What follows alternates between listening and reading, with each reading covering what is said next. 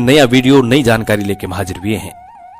आज की जो कहानी है, आज का जो प्रसंग है, बड़ा ही ज्ञानवर्धक है, बड़ी मोटिवेशनल स्टोरी है। इस कहानी को पूरा सुनिएगा।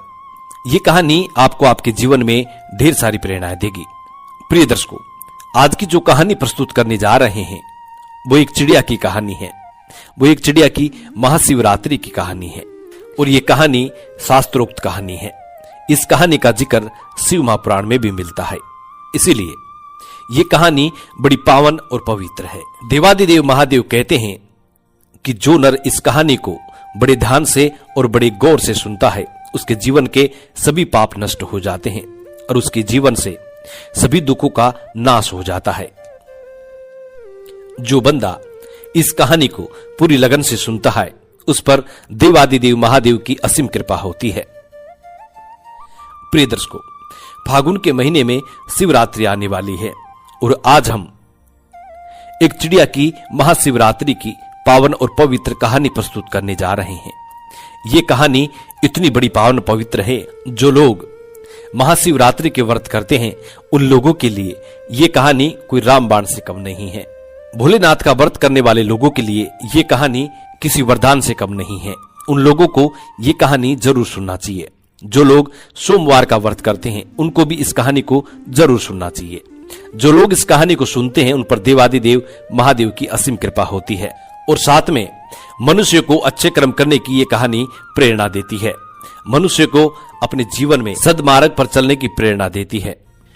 कहानी शुरू करने से पहले जो लोग हमसे नए जुड़े हैं, वो हमारे चैनल को सब्सक्राइब करें, अच्छे अच्छे कमेंट किया करें, बेल आइकन ऑन करना ना भूलें, ताकि हर आने वाली वीडियो का नोटिफिकेशन सबसे पहले आपको मिले और आप उसका फायदा उठा सकें। शुरू करते हैं प्रिय दर्शकों आज की प्यारी सी कहानी, ये प्यारा सा वीडियो। प्राचीन काल समय में एक नगर में एक सेठ और एक सेठानी रहते थे। उनके पास अन्न धन की कोई कमी नहीं थी, लेकिन वो लोग अपने जीवन में कभी भी कोई दान दक्षिणा, कोई धर्म पुण्य का कार्य नहीं किया करते थे। उनके जीवन में उन्होंने कभी भी धर्म पुण्य का कार्य नहीं किया। उनके जीवन में उन्होंने कभी भी किसी को भिक्षा नहीं दी और उनके कोई खाने वाला भी नहीं था, कोई संतान नहीं थी। जिस जगह पर उस सेठ की हवेली थी, उसी के पास में एक पीपल का वृक्ष था और उस पीपल के वृक्ष में एक सुंदर सी चिड़िया रहती थी। चिड़िया ने अपना घोंसला बना रखा था। चिड़िया के दो छोटे छोटे बच्चे थे। चिड़िया रोज नगर में दाना पानी चुगने के लिए जाती और दाना पानी चुगने के बाद वापिस अपने घोंसले में आती और अपने बच्चों को खिलाती। चिड़िया रोज नगर में जाती और दाना पानी चुगने के बाद वापिस अपने घोंसले में आ जाती और अपने बच्चों को दाना खिलाती। चिड़िया रोज उस सेठ के घर पे भी जाया करती थी, लेकिन वहां पे उसको एक भी दाना नहीं मिलता था और चिड़िया वहां से आगे चली जाती। जब चिड़िया अपने मन में ये सोचने लगती है कि पूरे नगर में सबसे बड़ी हवेली इसी सेठ की है और बहुत धनी व्यक्ति है, लेकिन फिर भी ये कभी किसी को दान नहीं देता, कभी किसी भिक्षुक को भिक्षा नहीं डालता, कभी कोई धर्म का कार्य नहीं करता है, कभी कोई मंदिर में सहयोग नहीं करता है, कभी किसी असहाय व्यक्ति की सहायता नहीं करता है, कभी किसी असहाय जीव जंतु की सहायता नहीं करता है, न ही कभी पक्षियों को ये दाना डालता है। ये सेठ बड़ा कंजूस है। एक दिन चिड़िया सुबह के वक्त अपने घोंसले से उड़कर और वो सेठ की हवेली पे जा बैठती है। जब वो चिड़िया सेठ की हवेली पे जाके बैठती है तो सेठ और सेठानी बात कर रहे थे। सेठानी अपने पति से कह रही थी कि सेठ जी, हमारे पास इतनी धन दौलत है, इतनी संपत्ति है, पूरे नगर वाले हमें नगर सेठ कहते हैं। हमारे पास धन की कोई कमी नहीं है, लेकिन इस धन का हम क्या करें?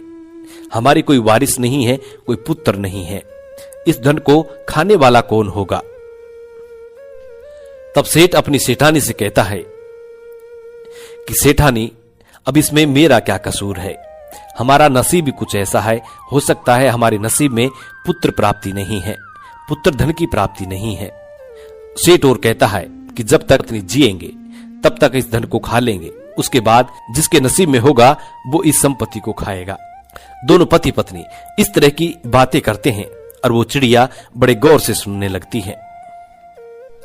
वो चिड़िया सेठ और सेठानी की पूरी बात सुनने के बाद वहां से उड़ के आगे चली जाती है और अपना दाना पानी चुगने के बाद वापिस अपने घोंसले में चली जाती है। अब चिड़िया रोज उस सेठ के घर जाने लगी और उनकी पूरी बात सुनने लगी। सेठ की जो घरवाली थी सेठानी, वो बड़े अच्छे स्वभाव की थी। उसके दिल में दया धर्म भी था। जब सेठानी रोज उस चिड़िया को देखती है तो धीरे धीरे सेठानी का उस चिड़िया से लगाव हो जाता है। अब सेठानी उस चिड़िया को सेठ से छुप छुप करके और दाने डालती और चिड़िया दाने चुगती। ऐसे काफी दिन निकल जाते हैं। एक दिन चिड़िया मन में सोचने लगती है कि सेठानी बहुत अच्छी है और मुझे दाने भी खिलाती हैं, लेकिन उसके घर में पुत्र नहीं है। तब वो चिड़िया अपने मन में सोचने लगती है कि ऐसा क्या किया जाए जो सेठानी को पुत्र हो। चिड़िया सोचने लगती है कि एक औरत जब तक मां नहीं बनती है, जब तक उसका औरत होना ही बेकार होता है। एक औरत का दुख एक औरत समझ सकती है। औरत का जीवन ही सफल जब होता है जब वो मां बन जाती है। एक औरत को सबसे बड़ा सुख तब मिलता है जब वो मां बनती है। यही सोचकर चिड़िया बड़ी दुखी हो जाती है और चिड़िया सोचने लगती है कि इतनी सीधी सादी सेठानी है, रोज मुझे दाना खिलाती है, ऐसा मैं क्या करूं जो इसके घर पुत्र जन्म ले और इनको पुत्र की प्राप्ति हो। और सोचने लगती है कि मैं ऐसा क्या करूं। एक दिन चिड़िया के मन में आता है कि क्यों न मैं देवादिदेव महादेव के पास पहुंचूं और उनसे इन सेठ और सेठानी की अरदास करूं, उनसे अर्जी करूं। यही सोचकर चिड़िया अपने पति चिड़िया से कहती है कि पिया जी, मैं कुछ दिनों के लिए कहीं जा रही हूं, आप बच्चों का ख्याल रखना, इनको समय पे दाना पानी खिलाना। इतनी कहकर और चिड़िया अपने घोंसले से उड़ान भरती है।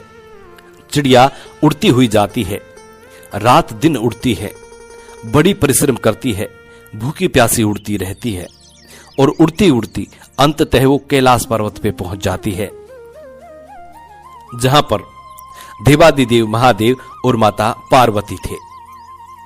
चिड़िया उड़ती हुई जाकर के और माता पार्वती के चरणों में पड़ जाती है और जैसी मां पार्वती के चरणों में जाके चिड़िया बैठती है, चिड़िया बेहोश हो जाती है। मां जगदम्बा पार्वती चिड़िया को अपने हाथों में उठाती है और चिड़िया को होश में लाती है और चिड़िया से कहती है कि चिड़िया, तुम कहां से आई हो? हे पुत्री, तुम बड़ी परेशान हो रही हो। तब चिड़िया मां पार्वती से कहती है कि मैया, मैं बहुत दुखी हूं और बड़ी दूर से आई हूं। मैं अपने दुख के लिए दुखी नहीं हूं, किसी और के दुख के लिए बड़ी दुखी हूं। तब मां पार्वती कहती है कि पुत्री, आप मुझे स्पष्ट बताइए, बात क्या है उसको खोल के बताइए। तब चिड़िया कहती है कि मैया, जहां मैं रहती हूं वहां पे एक सेठ और सेठानी रहते हैं, उनके कोई पुत्र नहीं है और वो सेठानी मैया बड़ी भोली है, उनको एक पुत्र दे दीजिए। चिड़िया इतनी बात मां पार्वती से कहती है और फिर से बेहोश हो जाती है। मां पार्वती फिर से उस चिड़िया को होश में लाने की कोशिश करती है। काफी देर बाद चिड़िया फिर से होश में आती है। तब मां पार्वती उस चिड़िया को कुछ दाना पानी खिलाती हैं और चिड़िया से कहती हैं कि पुत्री, तुम चिंता ना करो, थोड़ी देर में महादेव उठेंगे, उनके बाद हम महादेव से बात करेंगे। उसके थोड़ी देर बाद देवादिदेव महादेव अपनी समाधि से खड़े होते हैं। मां पार्वती चिड़िया को हाथ में लेकर और महादेव के समक्ष जाती हैं और महादेव से कहती हैं कि प्रभु, फला नगर में सेठ और सेठानी रहते हैं, क्या उनके नसीब में कोई पुत्र है या नहीं? तब महादेव ध्यान लगा करके देखते हैं और कहते हैं कि